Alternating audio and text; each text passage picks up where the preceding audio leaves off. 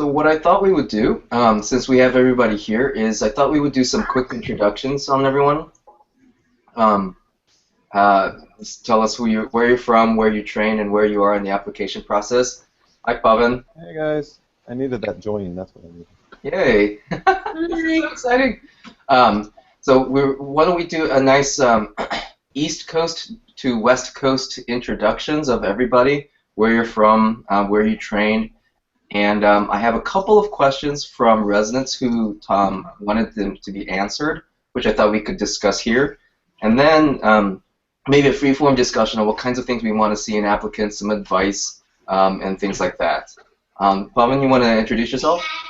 Sure. So I'm Pavan Zaveri. I'm currently the Associate Fellowship Director at Children's National in Washington, D.C. I did my residency at Texas Children's under the tutelage of Kobe Allen and many others. And then I did my PDR Fellowship at Children's National here in D.C. And I've stayed on as Associate Fellowship Director here for the last 7 years now. Awesome. Kobe? Yeah, I'm Coburn Allen. I did a residency and 2 fellowships at Texas Children's. Did emergency medicine and then PD infectious disease.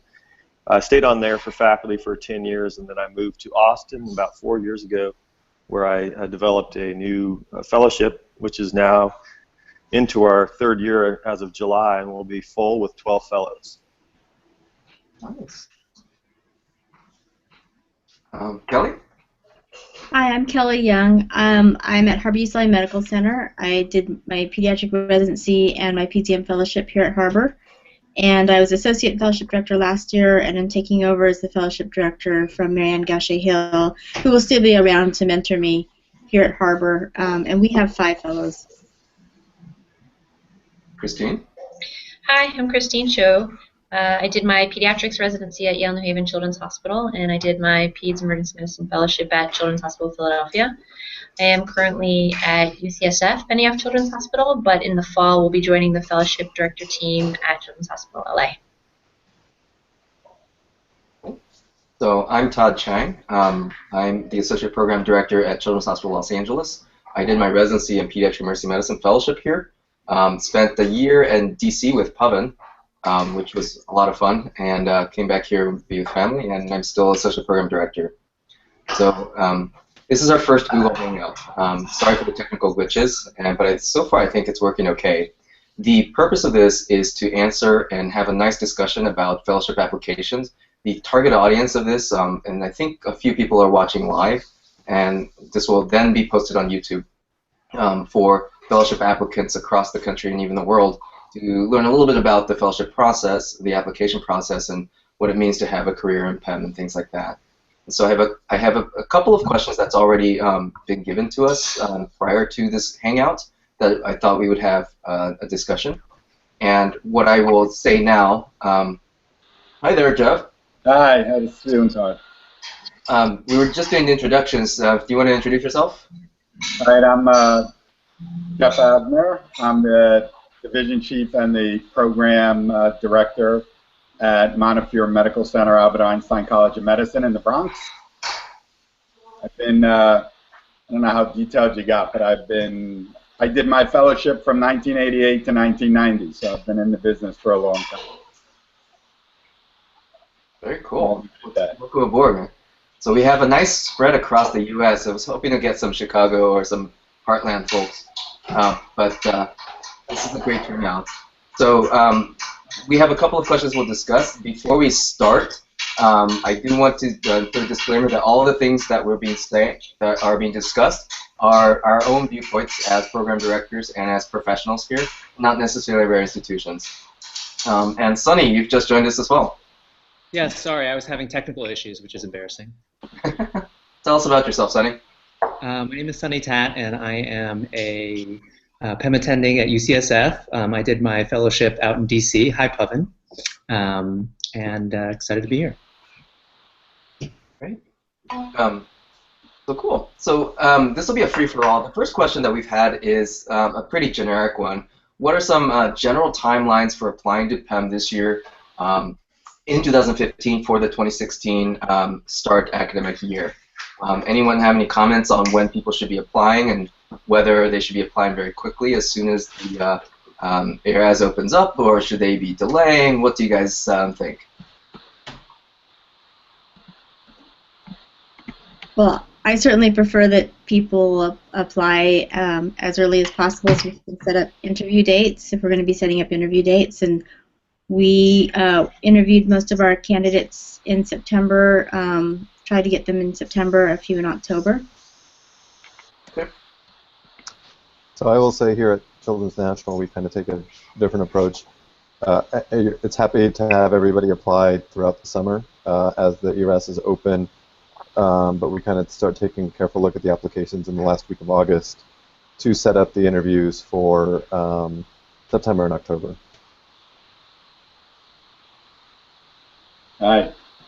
So my advice would be for the applicants to apply or at least get their application going as early as possible.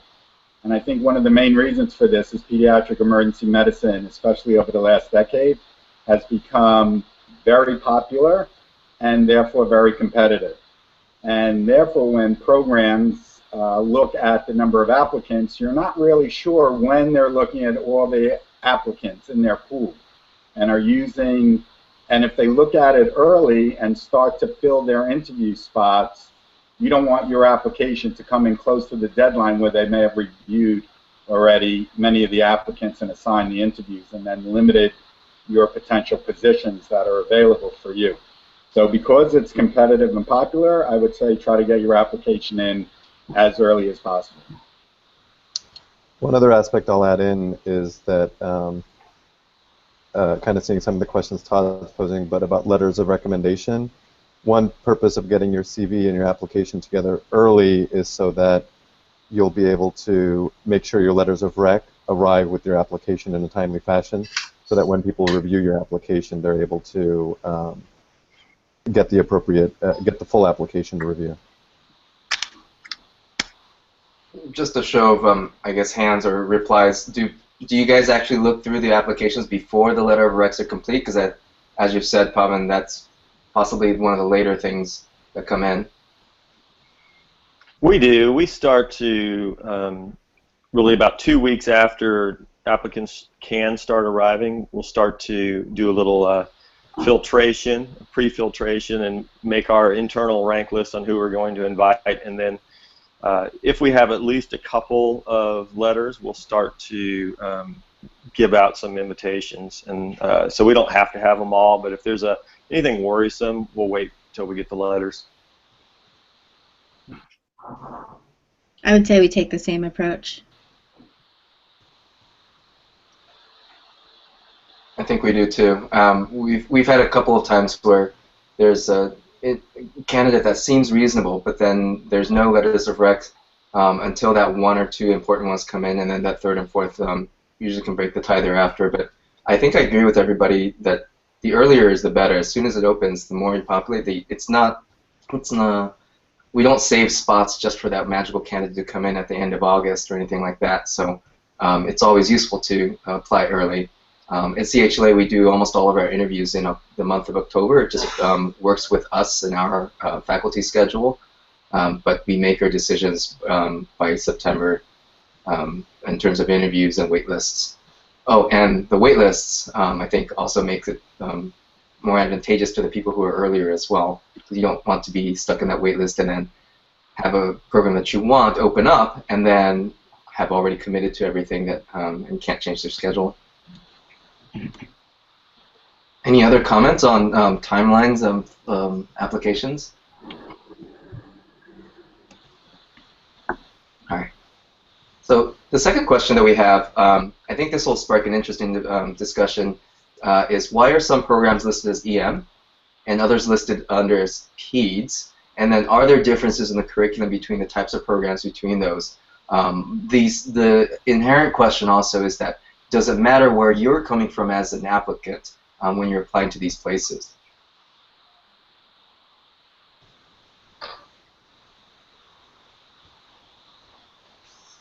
Well, I think for, go ahead. I think for Harbor, our home program is the pediatric residency, and that's just historical. But we do have, we're actually housed in the Department of Emergency Medicine, and so we have both pediatric residency and emergency medicine residency here, and it definitely doesn't matter at all where the applicant's coming from. We have different curriculum based on what the initial residency training is, and actually a different number of years. So the EM-trained applicants will do a 2-year fellowship, and the PEDS-trained applicants will do a 3-year fellowship, and we modify the curriculum and the whole thing according to where they came from and what they need. Maybe we should give a little bit of a background to that question. The Pediatric Emergency Medicine Fellowship can be gotten either through emergency medicine residency or pediatric residency, right? So you can come to it from either direction.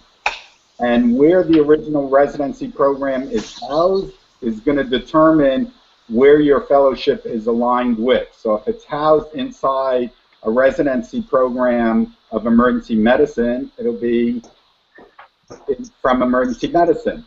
If it's from pediatrics, it'll be pediatrics. But the final board and the requirements to take the board are the same regardless of either pathway. So the final qualifications are the same regardless of the direction that you go through.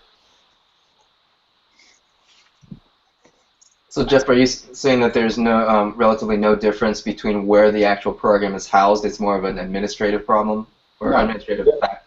I think the differences are really related to the makeup of the program. Every program in pediatric emergency medicine, whether it's housed in pediatrics or emergency medicine, has its strengths.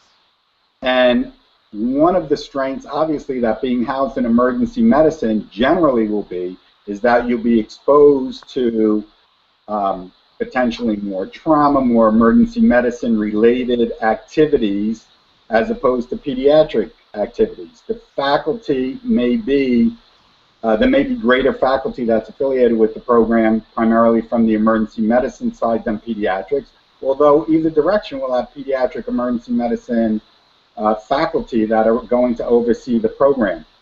So I think there's this kind of convention that if you're a pediatric emergency medicine fellowship program that's housed in pediatrics, you know, you're trained primarily, if you were trained primarily in pediatrics, that would be the kind of program that you would need to go to, and reciprocally for emergency medicine. What I'm saying is that may not necessarily be the case. And each program should be looked at from its strengths, who's there, what kind of faculty, and what kind of rotations. The actual rotations that will be done during the fellowship will depend on whether or not you're primarily an emergency medicine trained person or a pediatrician, right? The curriculum then is different because the pediatric resident versus the emergency medicine resident bring different things to the table. You need to have different areas of competence augmented during the fellowship. And along with that, the ACGME requires different things for people trained, for residents trained in one or the other programs. The other aspect that I'll mention as well with this is that so we're at Children's National, and we're going to be housed in a pediatrics program because we don't have a emergency medicine residency as part of our hospital, as we're a children's hospital. But really, what you're going to be looking at is, and so the programs may not necessarily have differences in terms of the a program based in pediatrics doesn't necessarily have less trauma and stuff, but there will definitely be some different teaching if you don't have a lot of emergency medicine trained faculty, and it's mostly pediatrics trained faculty. However, I would say at many of your freestanding children's hospitals, it's going to be a lot more pediatrics trained faculty. And back to Jeff's other point, is that there are a lot of aspects of training programs that vary, and it's not just in addition to the strength, it's the faculty, the type of research, the type of academics, the type of size, all those things have to be what you're looking for in the program as an applicant. To follow up on that, Pavan, what about, I wanted to ask about, from a practical standpoint, availability of slots for EM trained versus PEDS trained people. Is there a clear way to tell how many slots are available? Do you always take a certain ratio? Is there a way to find that out? I'll speak to that. We have next year we'll have 5 EM trained and 7 PEDS trained fellows, and we like being balanced, but in the end, our what really wins is how we felt about the candidates, and so we'll make do with the scheduling issues that come up when we have 6 leaving 1 year and 3 leaving 1 year. If the candidates really are worth it, we're going to go ahead and rank them where they deserve to be ranked. Yeah, I would echo that too, being from a program that only recently started taking emergency medicine trained applicants. As far as I understand it from other programs as well, there's no quota or ratio that is expected. It's more of once you get the interview, the applicants are who they are, and they're going to be evaluated based on their own merit, the merits of their application and their interview. I think for the applicants, one thing that they should know is when they're looking at the lists of the different programs, currently I believe it's still listed in 2 different sections, and so they just need to be aware that they're looking in both of those areas at both of those programs because they are eligible for all of the PEDS fellowships and should make sure they don't miss out on something because they didn't look in the other section. Christine, I think that's a really good point. We've had actually a lot of questions about why can you apply to the other side if you're PEDS versus EM. So you can apply to either one. There are some programs that I think either historically don't take EM or historically don't take PEDS, but as Jeff was saying, it's not necessarily the case, that we are really evaluating the applicants and that there are more differences about where the applicant is coming from than where the program is coming from. And I think that's the general consensus. Is that correct? Where the applicant comes from is way more important, and from a subspecialty point of view, than where the program is coming from. And even if there's an individual program that might historically not take one, like for example, if they are not readily taking emergency medicine trained people, it's not the categorization by what their primary board is that determines that. Just because they're a pediatrics board doesn't mean they do or don't. I think that's an important point that you said, Todd, to emphasize. And Kelly, you had mentioned that EM residents typically do 2 years of fellowship and PEDS residents do typically 3 years of fellowship, with the understanding that there's a scholarly component to the PEDS side. Do you know, among the group here, are you, for those of us who take both EM and PEDS, do we try and merge the curricula together so that they're both 3 years? Do you do any changes to the scholarship? What kinds of things do you do to accommodate a mixed group of fellows? So we created a 2-year and a 3-year model. So our fellows that are coming in that are EM trained do not get out of a research requirement. We just have decreased that requirement, and essentially what we're asking them is, if you're really ambitious, we can try and get a prospective trial up and running, but we try to point them to this sort of study that can be done quickly, like a survey, quick intervention, or we point them to a retrospective study and get them mentorship early on. If they want to take on a prospective study, we'll support that, but we want to make sure it's realistic when we come up with a study design. Yeah, so we also have a mix, so 2 and 3 years.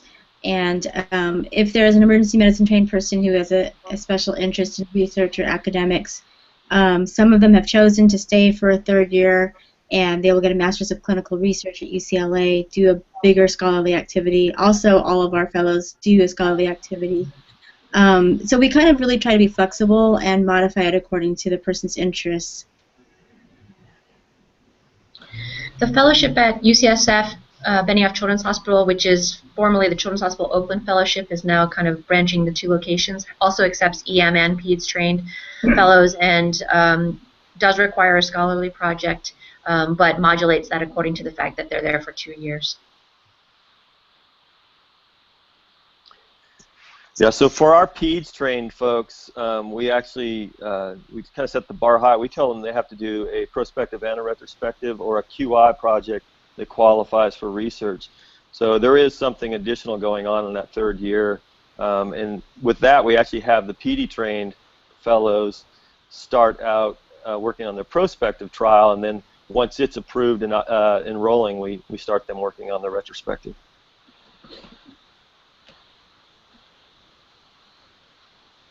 At CHLA, we have a scholarly requirement for everybody, including 2-year EM candidates. But like what you're saying, the expectations for scholarly projects in the 2-year is usually small intervention QI type of things, as opposed to a large, full-scale prospective study. But we like to have the 2-year option for people who are traditionally trained in EM. Although there are some programs that require EMs, I believe CHOP is one of them, CHOP at Philadelphia, where they require all EM-trained folks to go up to 3 years with the research and scholarly requirement. I think a couple of other places do that too. So we actually are also one of those programs, but I'm not contributing much to this conversation because we have yet to take an EM-trained candidate, so it's only been 1 year.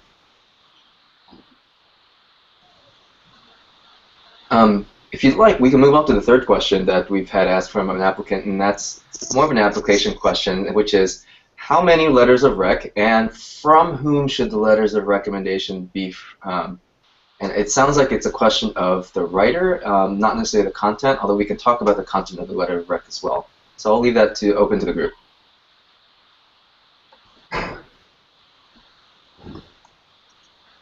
So we generally recommend that we would like at least 3 letters of recommendation, and typically one of them can be from a residency program director. However, if there's reasons for other people to write it and not have one, that's also reasonable. One of the common examples for that is if you've been working for a couple of years and you're a couple of years removed from your residency, it's reasonable to not have your residency program director writing one of those letters as far as the whom. Otherwise, definitely people that you've been involved with in research can speak heavily to your, in research or other academic pursuits, can speak volumes to your contribution as a fellow, as well as to what we may hope to see from you as a fellow, as well as folks in pediatric emergency medicine, such as a fellowship director, can speak volumes, given that we are a fairly small community of fellowship directors and programs. Yeah, I would generally agree with Pavan about that. I think you should have a letter from generally your division chief of pediatric emergency medicine, another letter from somebody else in pediatric emergency medicine, and then a 3rd letter can be from somebody in whatever other discipline or research who knows you well.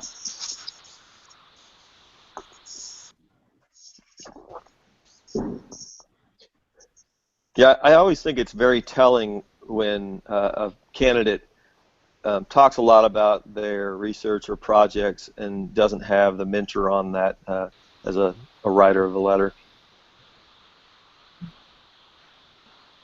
I think I echo what you're saying, Kobe. That part of what we like to use letters is to get at your work ethic, your clinical work, and things that cannot be easily conveyed in an application process. So that if you have 17,000 publications, for example, that's kind of obvious that you have good work ethic and research prowess. But it's hard to know how well you do clinically as a resident, or when you're outside of residency, how you do as a clinician, without actual letters that are very specific to your clinical abilities, as well as you want to also hear from people who you've worked with very well. One of the things that I've always told applicants is that if you do really well in ICU for some reason, and you've always considered ICU versus emergency medicine, which is actually a very common dichotomy in terms of career choices. A strong clinical letter from a PICU attending actually carries some weight. It speaks volumes about your critical care abilities that transfers well to our fellowship as well.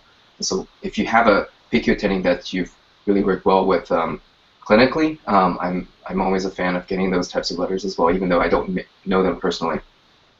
But I think that's a really good point. When I applied for fellowship, I wasn't at a place that had a division of pediatric emergency medicine. So one of my letters did come from an ICU person. Another one, I believe, came from a NICU critical care person. And I think actually Christine gave me that advice if you're coming from a place that doesn't have PEM, to shore up your clinical recommendations. And then to echo what Todd was saying about if you have 17,000 publications, it speaks to your work ethic. But going back to what Kobe was saying, but if you have all those publications and not a single mentor can write a letter for you, it really can talk about how well you work with others to be able to deliver that work.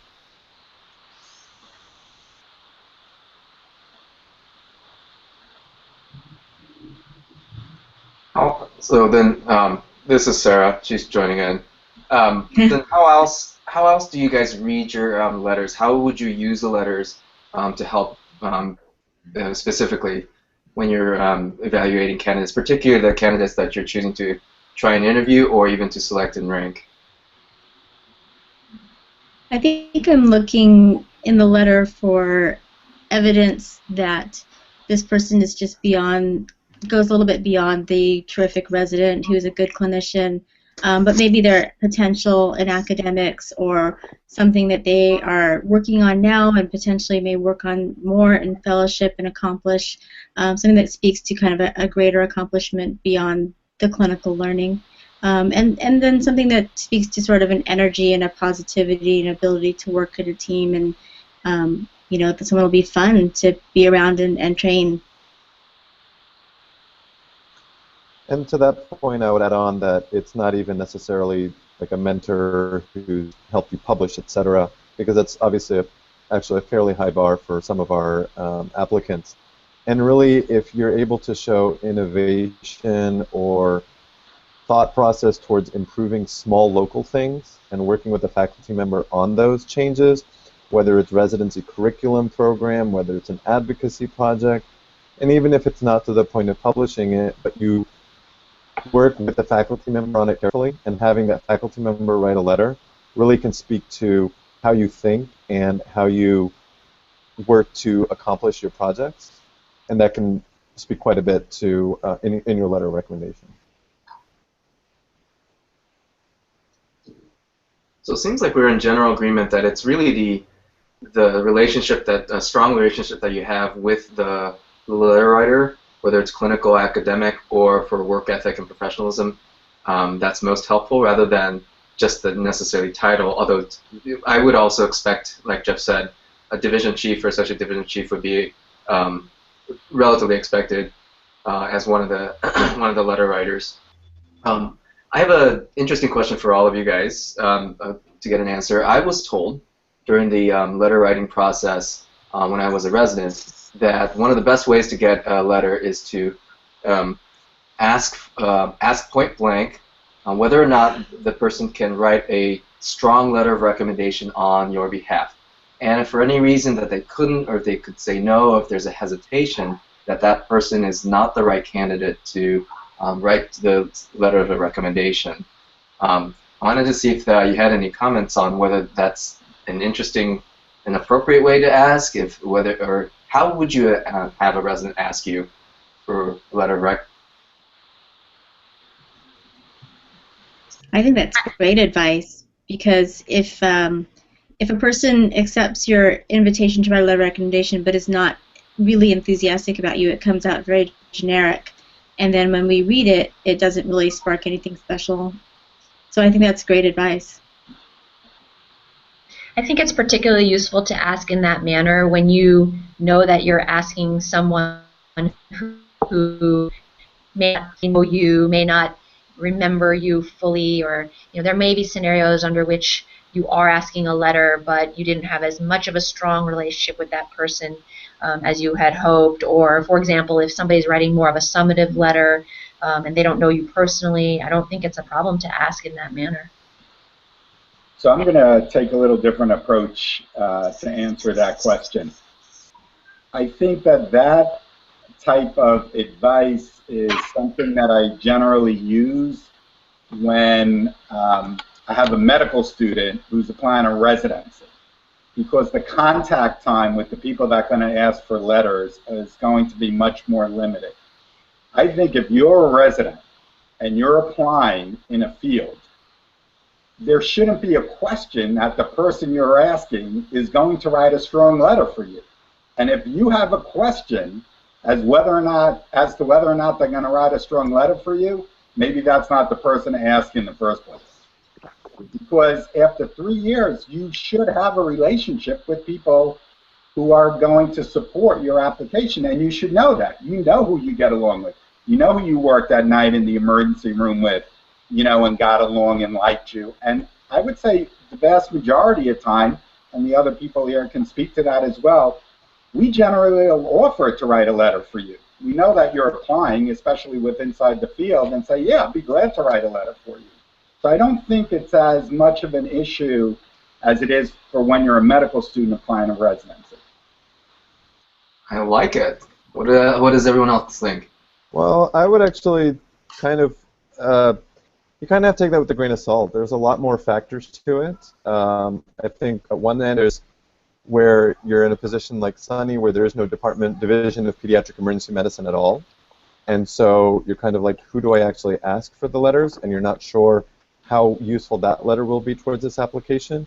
And on the other side, I feel like a program like ours, where we have over 40 faculty members and continually decreasing emergency medicine time for our residents, where in 3 years, probably I may have worked with 1 out of the 4 residents applying for fellowship. And so it's a hard sell for them to ask me. And at the same time, for example, we have our residency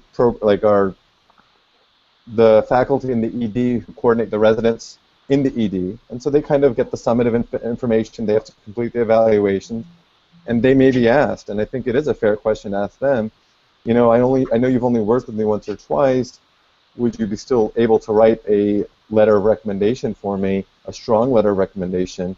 I think it may be unclear, and I think it's a fair question to ask, depending on how you've been able to foster and develop that relationship, because sometimes it is very difficult in a large residency program with a large division of emergency medicine faculty. The contact time might not be quite there. And I want to split the difference between you guys, because I've had people ask me that question that I could not write a strong letter for, but in the end, for the good of humanity, I told them yes, so that I could let people know when he's applying the truth. I think one of the take-home messages is, and of course there's a little short notice for the people who are applying now, but if you're considering a field, especially if you've decided on that somewhere in your 2nd year of residency, start building relationships with people in the field if they're available to you. And it doesn't necessarily mean just working with them. It's calling them, setting up an appointment, trying to get them to mentor you, apart from who your regular residency mentor may be. Try to really have conversations with a few people in the division, and that will set yourself up to get good letters of recommendation. 100% agree. I think the other thing to consider in this day and age is how you go about asking these things. I think it's very easy just to shoot an email, but I think there's a lot of value in setting up an actual face-to-face meeting, talking about the interactions you've had, and really talking a little bit more about being clear about your interest in a particular field and what you're interested in doing. And I think that can help go a long way in helping you figure out if this is the right person to write a letter for you. And on top of that, along with Sonny saying, taking your CV, sharing your CV and what's on it, and how you've been involved in those projects, what you've done for those projects, could really let them get them much greater insight than they already have into who you are and what you've done and what they can put in their letter. And let me just add one bit of advice that I think that we would all share. When you're going to ask for letters, give a little lead time. Don't ask for a letter in the middle of July and say, I need it, in the next 2 weeks. Everybody's very busy. You should really ask sometime in May or June, get the information to the letter writer, certainly in June, before the applications start opening in July, and then a gentle reminder sometime perhaps in early July or mid-July if they haven't sent the letter in. Great advice. I'm going to move to the fourth question that we have so far. Right now, there are some questions on how many programs should a applicant in general apply, or how many interviews should they be doing for this interview season, and if there's any general metrics around there, particularly for people who are not geographically limited.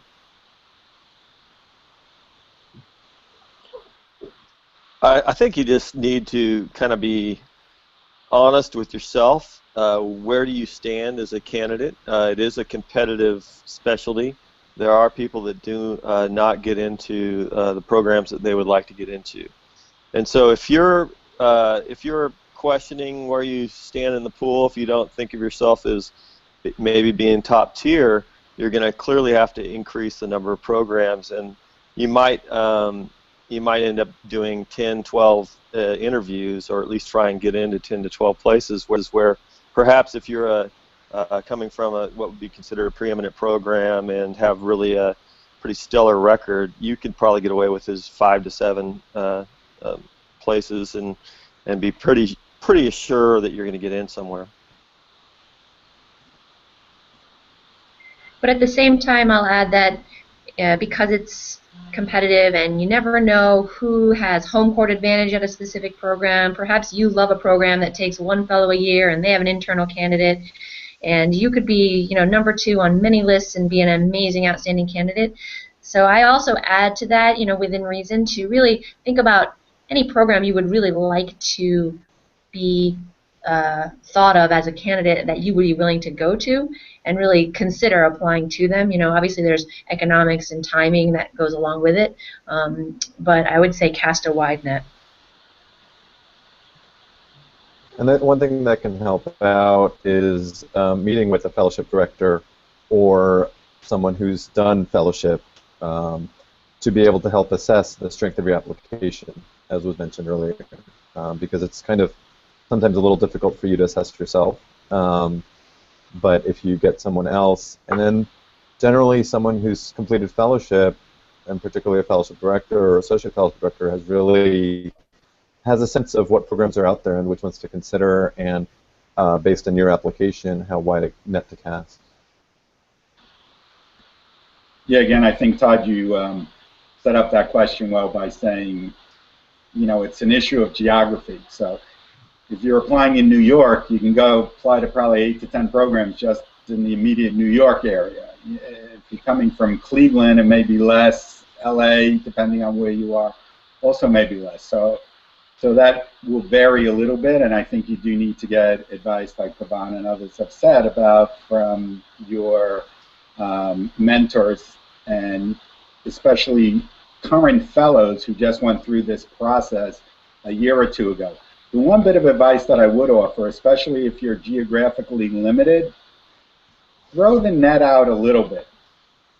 Even if there's no way that you would go to a certain city, at least at the time you're applying, I think going to certain programs outside your kind of comfort area does help put some perspective on your own program and the other programs that you're applying to. It's important to really look at a broad group and a broad type of fellowship programs, so that when it comes down to making the match, you have a much better idea about what is important to you, and also how to judge different strengths and weaknesses of various fellowship programs.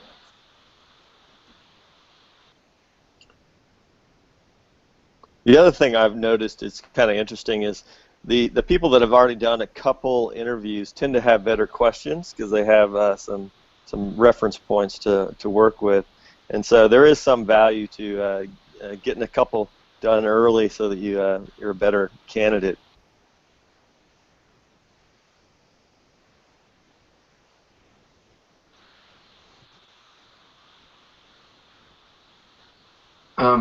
The other things to also consider is that historically, when we say it's competitive, we are pretty much the most competitive pediatric subspecialty fellowship out there. There's anywhere from 20 to 40% of applicants that don't match.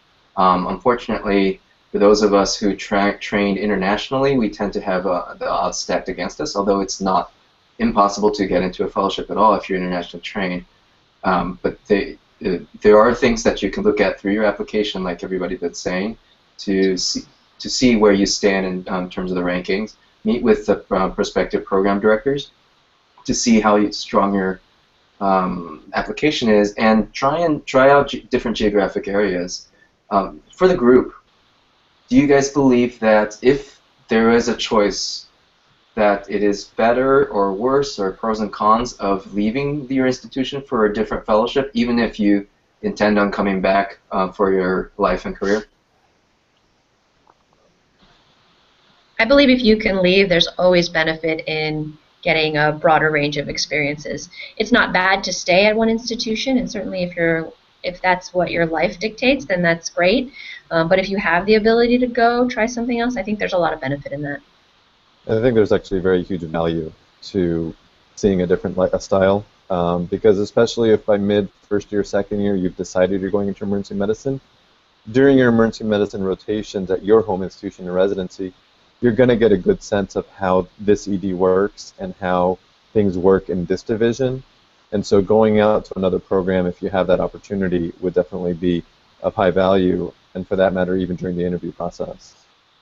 The one comment I was going to make earlier on the strength of application assessment, if you're at a smaller residency program or a residency program where there isn't pediatric emergency medicine, look at the list of programs, and if there's a program nearby you, relatively geographically nearby you, that you're able to make contact with the program director, go meet with them.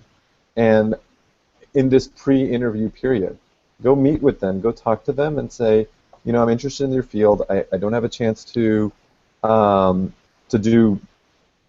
be at your program per se, but would you be able to look at my application, my CV, and give me some advice on how many programs I should apply to, what can I do to improve my application if necessary, and what sorts of programs that I should be applying to? Because again, assessing that strength of your application can do wonders to answer the question about how many programs to apply to, how many to interview at, which is kind of subsequent to the first one. Full disclosure for me, when I was applying, I think I applied to 12, and I interviewed at about 7 or 8. Yeah, that's the same with me. In terms of going to a different program from your residency, getting back to the EM trained and the PEDS trained people, I think there's a lot of value for a PEDS trained person to go to a program that has an adult emergency medicine residency present and a strong department. And I think there's a lot of value for an EM trained person to be exposed to a children's hospital as part of their fellowship. I think you can get a lot from having that opposite exposure. So speaking of exposure, this is our final question for our hangout for this time around. How important is research or non-clinical work in the application in terms of getting accepted? I assume that all 6 of you guys have experienced residents or even medical students who want to do research or projects with you guys, with the ultimate understanding that there either may be a letter of rec or something to put on their application, even though they're truly doing it for career purposes. We'll finish off the hangout with this discussion. I think this one will be interesting. I'm curious to see what you have to say. I think research and involvement in research is one of the things that an applicant could do to increase the sort of the profile of their application, but it doesn't necessarily have to be research. If someone's going to do research, I would hope that it's someone who actually has an interest in research, wants to explore that aspect of an academic career, but it could also be a QI project, an educational initiative, a community outreach initiative. I think there's a lot of different things someone could do, different ways to get involved, and really it's just showing that they kind of have the desire and the energy to go above and beyond. So I don't think it's limited to research. I would definitely echo that I mean, any of these kinds of, so to speak, extracurricular activities can speak volumes in terms of your work ethic as well as your ability to commit time to something beyond the required residency program. The other part that maybe kind of beyond this is doing something after residency before you apply or while you're applying. So, of course, for example, the chief residence, but also working clinically in a pediatric ED setting, wherever it may be, wherever it works, can add a lot to your application as well, and to your insight into the process of delivering care in the pediatric emergency department.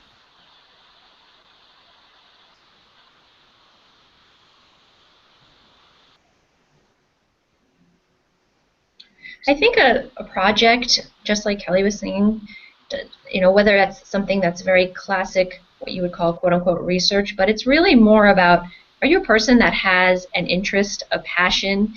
Do you want to explore a question? I mean, these are characteristics that go along with being interested in an academic career, being interested in doing something. So it's kind of like everyone's saying, it doesn't have to be something that you might think is quote-unquote research. It might be that, but having something that shows your work ethic, your drive, your ability to delve into a question that you're interested in is very important. Whether that's something where you're doing classic, what someone would call research, but at the same time, when you're doing that kind of project, dissemination and sharing that with people is also a nice part of being a part of academic medicine. And whether you feel that you're going to have an ultimate, you know, immersive career in pediatric emergency medicine within academics or not, may be a question in your mind. But I will say that most fellowships are housed in academic institutions, and there is something to the idea of being somebody interested in understanding what that's about and learning about that during fellowship and being open to that as opposed to closed off or not showing that you have any interest in that. The other thing I'll add in with Todd's earlier comment about critical care and then going into emergency, deciding between that or deciding other subspecialties, cardiology, general peds. If you do get involved in a project and then later realize on your EM rotation that, oh, I wanted to actually go into emergency medicine, continuing that project and showing the follow-through to get to the end, to create that outcome. And not the outcome being a manuscript, but even the outcome being an intervention, something along those lines.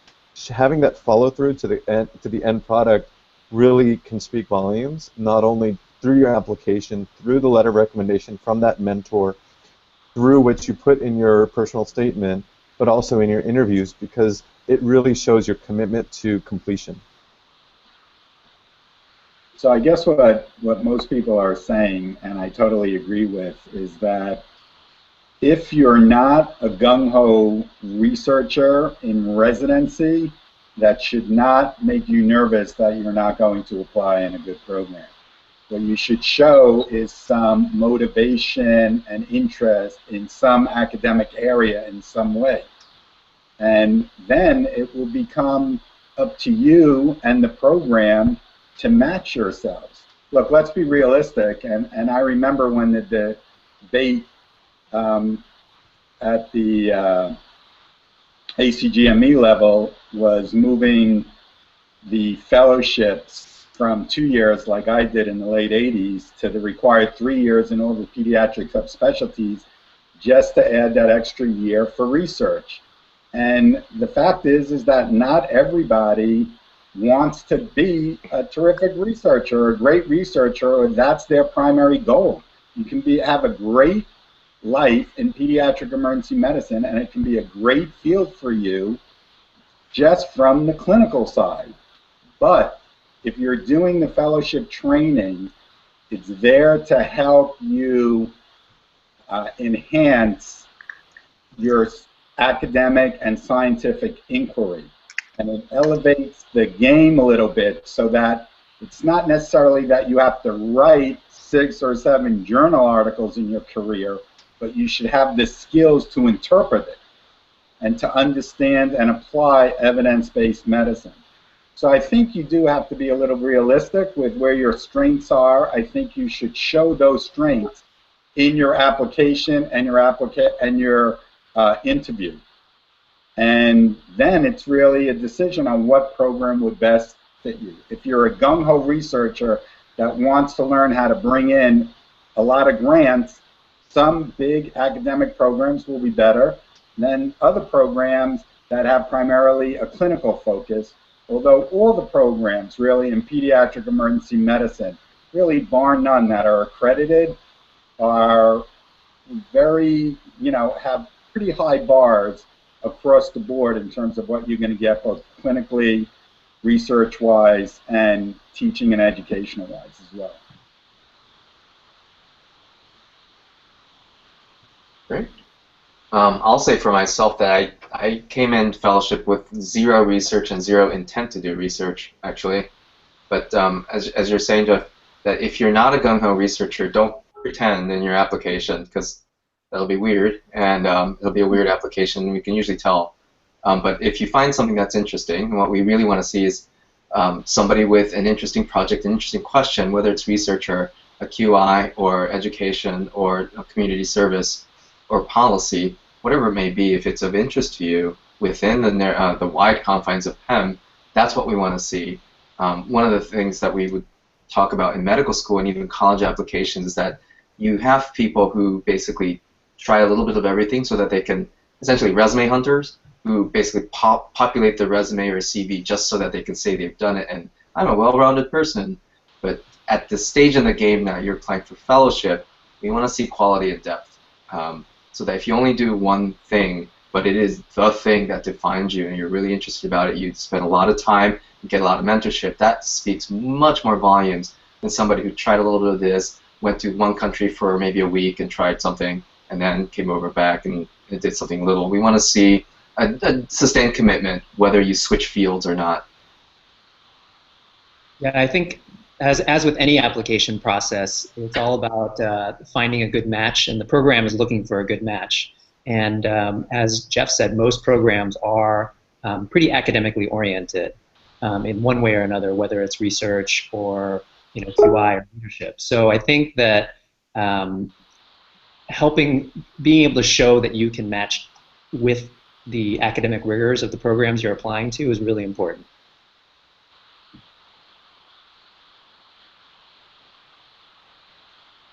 Great. Any last comments that you guys want on this hangout? I assume we'll have more on later on that you guys can join as well, but I thought we did a pretty nice wrap-up of all the different questions so far. Any other comments?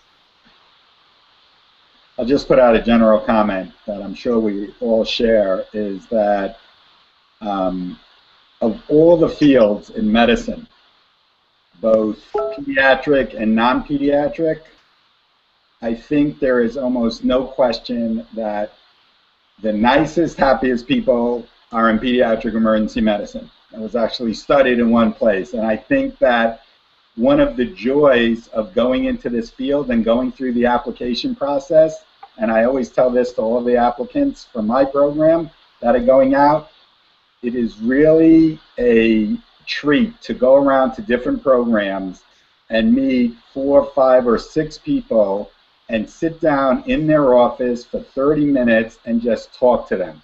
It is an absolutely great experience, no matter where you end up.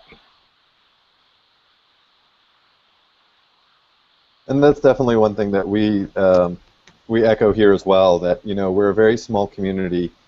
Once you make it into fellowship and once you finish that, we're a very small community of pediatric emergency medicine physicians. So really get to know the people that you interview with and get as much out of them as they're trying to get out of you.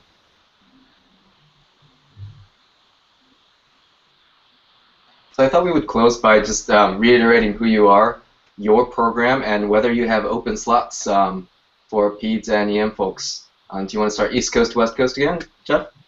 All right, so I'll start. So I'm the division chief and the program director at Children's Hospital in Montefiore and Albert Einstein in the Bronx, and we have an open spot. We'll be taking one fellow this year.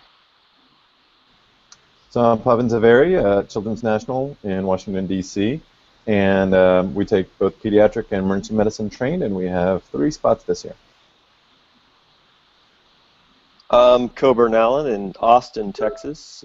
We have 4 spots this year, and we take both PEDS and EM track.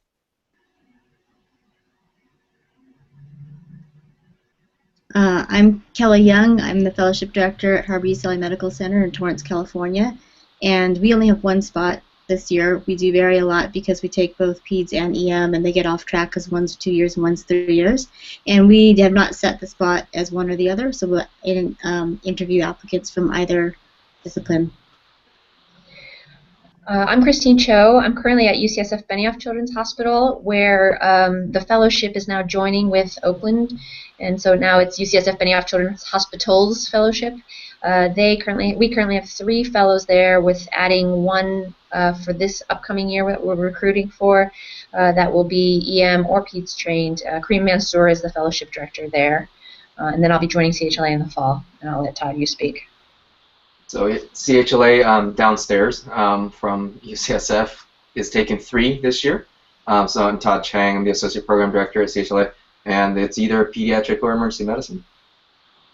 So thank you guys for joining us. I thought this went really well. Todd, sorry, 1 correction. Oh. I said 3. We actually may be taking 4. It's either 3 or 4 spots this year for Children's National DC. We'll take 5 then. All right. So for all of you applicants, thank you guys for watching. Hopefully, if you have enough other questions and other folks who want to answer, we'll do this again pretty shortly. But thank you very much, and happy applications for everyone. And I want to thank all of our speakers and discussants, Sonny, Pavan, Kelly, Jeff, Kobe, and Christine. Thank you, guys. Thanks, Todd, Thanks, for Todd. organizing. Thanks, Todd. Bye.